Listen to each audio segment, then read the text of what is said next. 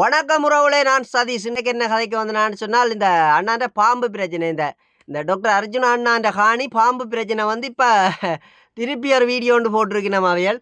அப்போ அது சம்மந்தமாக இருக்கா கதைக்கணும் பண்ண என்ன காரணம்னு சொன்னால், இந்த இந்த உண்மையிலேயே இந்த இந்த இந்த அதில் வீடியோவில் பாருங்க, நான் ஒரு சின்ன ஒரு வீடியோ ஒன்று துண்டா போடுவேன்னு பாருங்க. அவையல் வந்து உண்மையிலேயே அந்த ஊர் மக்களும் இல்லையா அதில் கதைக்கிற ஒரு சிலர் வந்து உண்மையிலே அந்த கிராமத்தில் இருக்கிற மக்களும் இல்லை. அதை வேணுமெண்டு வம்புழுக்கினோம், அண்ணாவோட வேணுமெண்டு வம்புழுக்கினோம். ஏதோ ஒரு அரசியல் கட்சியோண்டு உள்ளுக்கு காய் நகர்த்துறது மட்டும் தெரியுது. குறைனைக்காங்க. இந்த வீடியோ பார்த்துட்டு வாங்க, நான் போடுற வீடியோ பார்த்துட்டு வாங்க கதைப்போம். வந்து நாடாளுமன்ற உறுப்பினர் அர்ச்சுனாடைய காணி இது வந்து அவற்றை சொந்த இடம். இந்த விளான் என்று சொல்றது அவற்றை சொந்த இடம். சொந்த இடத்துல இருக்கிற காணியை வந்து அதை வந்து இப்படி பாலடைய விட்டு அதுக்குள்ள கிணறு ஒன்று இருக்குது. பாம்புகள் வந்து மிக அச்சுறுத்தலாக மக்கள் வீதியால் நடமாட முடியாமல் மக்கள் போக்குவரத்துக்கு எல்லாம் அஞ்சி கொண்டிருக்கிறார். வீடு இல்லாமல் நிற்கதையற்று இது உண்மையாக ஒரு பின்தங்கிய கிராமம். இந்த விளான் வந்து ஒரு பின்தங்கி அன்பளிப்பு செய்வாரா? இல்லை. இதை விட்டுட்டு எங்கேயும் கட்டுற விகாரிகள் இதற்கு அரசாங்கத்துக்கு வக்காலத்தை வாங்கி கொண்டு அரசாங்கத்துக்காக பேசுகிறாரு ஒழிய மக்களுக்காக கரிசனை கொண்டு மக்களுக்காக ஒரு சேவை செய்யக்கூடிய நாடாளுமன்ற உறுப்பினர் நாங்கள் ஒரு மக்களுக்கும் ஒரு வெளிச்சமாக கொண்டிருக்கிறோம். இதே நேரத்தில் இன்றைக்கு பெரியவளானில இந்த பற்றைக்குள்ள சின்ன பாம்போல் இருக்குது, கிணறு இருக்குது. ஒரு 25 வருஷம் அந்த கிணத்துக்குள்ள போய் அந்த கிணத்துக்குள்ள அந்த பாம்புகள் அப்படி வளர்ந்து அது ஊர்மனைக்குள்ள இரவில வருது. அச்சுனா என்ன இணைச்சு கொண்டு இருக்கிறாருன்னு சொன்னால், பெரியவிழான் என்று எல்லா இடமும் சொல்ற. பெரியவிழானில எத்தனையோ அபிவிருத்திகள் செய்ய கிடக்குது, எத்தனையோ ரோட்டுகள் மண் ரோட்டா கிடக்குது, எவ்வளவோ சனங்கள் வாழ்க்கையை இழந்து போய் இருக்குது, எத்தனையோ சனங்கள் தாங்கள் உண்மையான வெளிச்சத்துக்கு இன்று வரைக்கும் வராம இருக்குது. பெரியவளான பற்றி எங்களை அச்சுனா இன்று வரைக்கும் என்ன சரி மக்களை பார்த்து எதுவுமே கலைச்சதை நாங்கள் கண்டு கொள்வதில்லை. அதே நேரத்துல அவற்றை பாம்புகளுக்கும் இன்றைக்கு ஒரு முடிவெடுக்க வேணும்.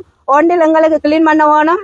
இல்லையென்று சொன்னால் அதை எங்கள்கிட்ட பிரசவையிட்ட ஒப்படைச்சு பிரசவைக்குரிய காணியாக்கினால் நாங்கள் இதுக்கு ஏற்ற ஒரு நடவடிக்கை செய்வோம் என்று கேட்டுக்கொள்றோம். பாராளுமன்ற உறுப்பினர் அர்ச்சுனாண்ட காணி இது வந்து இப்போ ஒரு கிட்டத்தட்ட ஒரு 125 பரப்புக்கு கிட்ட ஆன காணி. இது தரச்சல் பாம்பு. அண்டைக்கு நாங்கள் வாக்கிங் போகிற நேரம் பெரிய பாம்பு உண்டு. இந்த கோழிக்கடைகளால் வெளியில் வந்தது. அந்த நேரம் அந்த சின்ன பிள்ளையோட இருக்கிற ஒரு அம்மா தான் அந்த பாம்பை பிடிச்சி அடிக்கினோம் நாங்கள் பார்த்து கொண்டிருக்கின்ற போது. அப்போ அதையும் நாங்கள் பார்த்தோம். இந்த அர்ச்சுனா இந்த துப்புரவற்று பெரிய கிணறு ஒன்று இருக்கு. அதே பல வருடங்களாக துப்புரவற்ற நிலையில அதுக்குள்ளே நிறைய பாம்புகள் வளர்ச்சி இருந்து அந்த பாம்புகள் எல்லாம் வெளியே ஊர்மனைக்குள்ளே வந்து மக்களுக்கெல்லாம் பெரிய அச்சுறுத்தலை கொடுத்து கொண்டிருக்கிறது. அதனால படித்தவன் தான் பதவியில இருக்கலாம், படிக்காதவன் பதவியில இருக்கக்கூடாத விஷயம் எல்லாம் சொல்லி கொண்டிருக்க. நான் என்று சொல்லி கதைக்கிற பெரிய பதவியில இருக்கிற நீங்கள் எல்லாம் இந்த மாதிரி இந்த உங்களோட பிறந்த மண் பெரியவளான் என்பது உங்களோட பிறந்த மண். இந்த பிறந்த மண்ணில் இருக்கிற இந்த பத்த காணியை உங்களால் துப்புரவு செய்ய முடியவில்லைன்னு சொன்னால் நீங்கள் நாட்டு மக்களுக்காக எவ்வாறான வகையில நல்ல விடயங்களை செய்வீங்கள் என்றதை யோசிச்சு பாருங்க. உள்ளூராட்சி சபையா இருந்தானே, மாகாண சபை தேர்தலா இருந்தானே, எந்த சபை தேர்தலுக்கு போட்டியா போறவர்களா இருந்தாலும் பரீட்சைகள் வைத்து தான் எடுக்கப்பட வேண்டும். ஓயல் படித்தனியா, நீங்க ஏஎல் படித்தனியா என்றெல்லாம் தரம் பார்த்து கேட்கிற நீங்கள் இந்த பற்ற துப்புரவாக்குவதற்கெல்லாம் தரம் பார்த்து துப்புரவாக்க தேவையில்லை. படிக்காதவன் கூட பத்திய துப்புரவு செய்யலாம். உள்ளூராட்சி மன்ற தேர்தலா இருக்கலாம், மாகாண சபை தேர்தலா இருக்கலாம், எந்த வகையான தேர்தலா இருந்தாலும் நீங்கள் யாரா இருந்தாலும் மனநல சரியான முறையில் இருக்கிறீர்களா செக் பண்ணித்தான் பரிசோதனை செய்துதான் இந்த மாதிரியான தேர்தலுக்கெல்லாம் போட்டியிட முடியும் என்பதை நான் சொல்ல விரும்புகிறேன். அதே சமயத்தில் இந்த பட்டை காணியை நல்ல முறையில் துப்புரவு செய்து இந்த பட்டை காணியை உடனடியாக துப்புரவு செய்து அதிலிருந்து இந்த பாம்புகள் இல்லாமல் மக்கள் எல்லாம் விடுதலையாக நடமாடுவதற்கு நீங்கள் தகுந்த நடவடிக்கை எடுத்து சிரமதானம் செய்து தருமாறு மிகவும் தாழ்மையுடன் கேட்டுக்கொள்கின்றோம். நீங்கள் செய்து தர முடியாவிட்டால் அதுக்கு சட்ட நடவடிக்கை எடுக்கப்படும். இங்கே இருக்கிற பாம்புகள் வந்து ஊர்மனைக்குள் புகுந்து மக்களுக்கு சிரமத்தை ஏற்படுத்தி கடித்து அவர்களுக்கு ஏதாவது சேதமரமா இருந்தால் கடும் நடவடிக்கை எடுக்கப்படும் என்பதையும் இந்த இடத்துல நான் தகுந்த முறையில் தெரிவித்துக் கொள்கிறேன். ஓகே, பார்த்துருப்பீங்களான்னு நினைக்கிறேன். அதில் பாருங்கோ, அதில் ஒரு அக்கா கதைச்சதை பாருங்கோ. காணி வந்து 50-60 ஏக்கர் காணியாம், பரப்பு காணியாம். சரியோ, 50-60 பரப்பு காணியான்னு சொன்னது. அப்போ 50-60 பரப்புன்னு சொன்னால் குறைஞ்சது 8 ஏக்கர் காணிக்கிட்ட வரணும், 8-9 ஏக்கர் காணிக்கிட்ட வரணும்.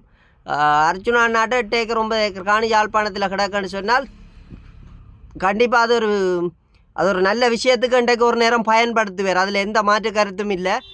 அது சனத்துக்கு விளங்குதில்லை. இப்போ இதில் குழம்புற சனத்துக்கும் விளங்கலை. அது சம்மந்தமாக அண்ணா கதைக்கும், அது சம்மந்தமாக அண்ணா கதைக்கும் என்று நான் நினைக்கிறேன். அடுத்த விஷயம் வந்து இன்னும் ஒரு அக்கா காய்ச்சிருப்பா பாருங்க, 125 பரப்பாம் 125 பரப்பாம் அடுத்தவா. இப்போ அதில் கதைக்கிற 2 பேரும் பக்கத்தில் 2 கூட மாறி மாறி தான் கதைக்கணும், சரியா? ஒரு ஆள் வந்து 50-60 பரப்பு, ஒரு ஆள் வந்து 125 பரப்பா. சரி, அதுகள் மாறி மாறி கதைக்குதுகள். அதுகளுக்கும் வந்து ஒரு டென்ஷன் இருக்குன்னு தானே, ஒரு 4 மெக்க கொண்டாந்து நீட்டேக்குள்ளே ஒரு குழப்பம் டென்ஷன் ஒன்று வந்துடும். ஓகே, அவைகள் கதைச்சதுக்கு ஒரு பதில் சொல்லணும்னு நினைக்கிறேன். வணக்கம் அக்காக்கள், என்ன சொல்லுங்க பாப்பம். நீங்கள் வந்து இந்த மீடியாக்களுக்கு போடுறது வந்து உண்மையிலேயே அது அழகில்லை. டாக்டர் அர்ஜுனா அண்ணா பற்றி நீங்கள் அரசியல் ரீதியாக நீங்கள் தாக்கி கதைக்கிறதும் சரியில்லை. நான் அதையும் சொல்கிறேன். என்ன காரணம்னு சொன்னால், அவர் பிறந்து வளர்ந்த கிராமம் என்று சொல்லக்குள்ள அவர் கண்டிப்பாக ஏதோ ஒரு நல்ல விஷயம் செய்வார். ஆனால் செய்யாமல் விடாது, அதுக்கேற்ற சூழ்நிலைகள் அமையணும், சரியா? எல்லாத்துக்கும் அப்படி வந்து இதண்டாது. மற்றது அவர் பிறந்து வளர்ந்த காணியை காடாக விட்டுட்டு இருக்கிறதுக்கு அவர் எதுவும் ஒரு இது இல்லாத ஆள் இல்லை. அவரும் ஏதோ ஒரு சூழ்நிலை கருதி அது அந்த காணின்ற ஒரு சூழ்நிலை கருதி தான் அப்படி இருக்கிறார் போல இருக்குது, சரியா? நீங்கள் வந்து அவரை வந்து உண்மையிலே இப்போவும் சொல்கிறேன்னா, பயங்காட்டி நீங்கள் காணியை திருத்துவியல்னு நினைக்கக்கூடாது. பயங்காட்டி அவரை நீங்கள் வெறுட்டி காணி திருத்துவியல் நினைச்சியல்ன்றா அது உங்களோட முட்டாள்தனம், அதை நான் சொல்கிறேன்.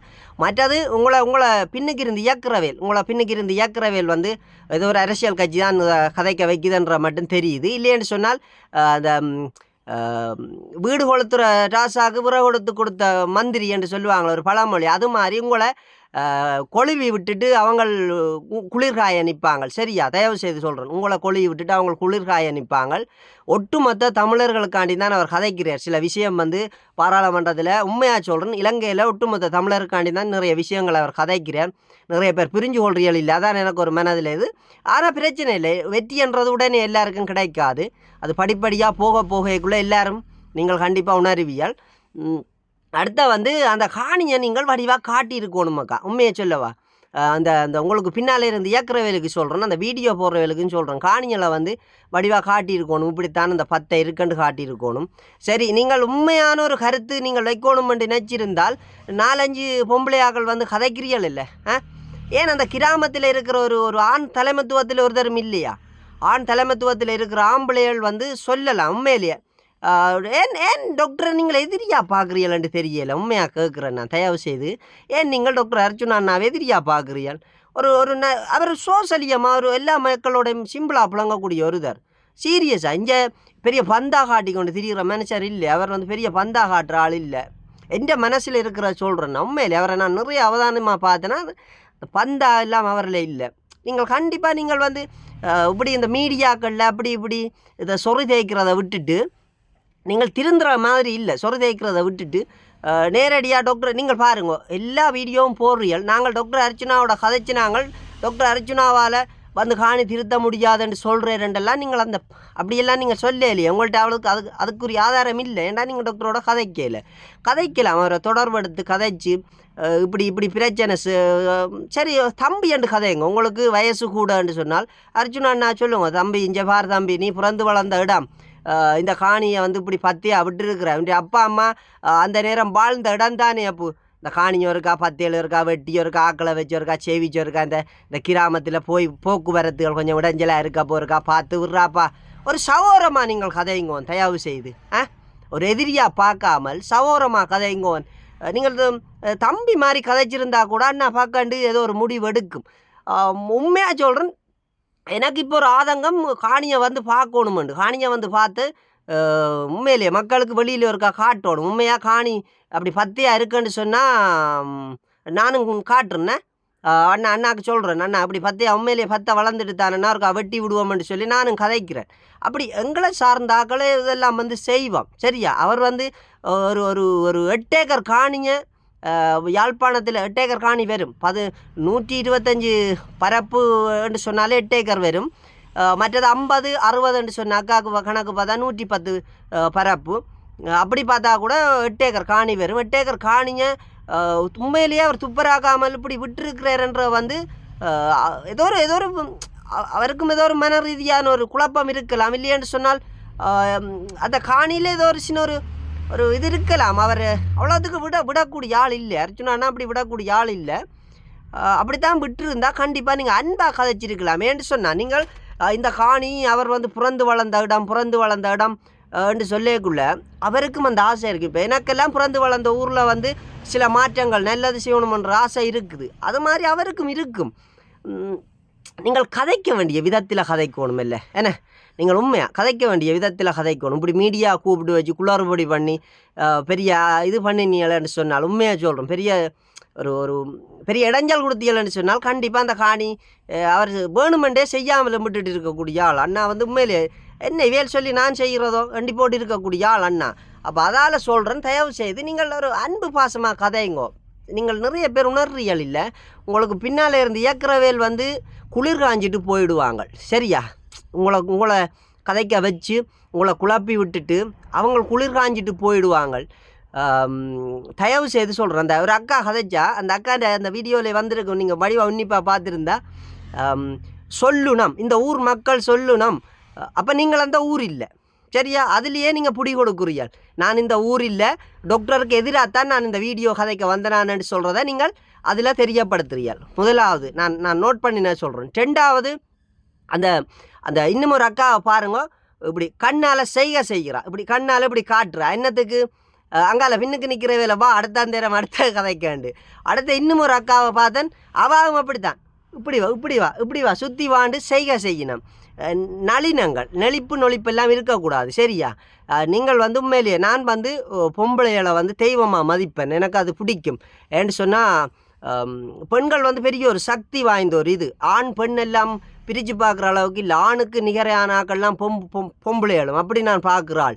அதால் நான் சொல்கிறேன், நீங்கள் வந்து ஒரு அன்பு பாசமாக கதைச்சா கூட என்ன இது இப்போ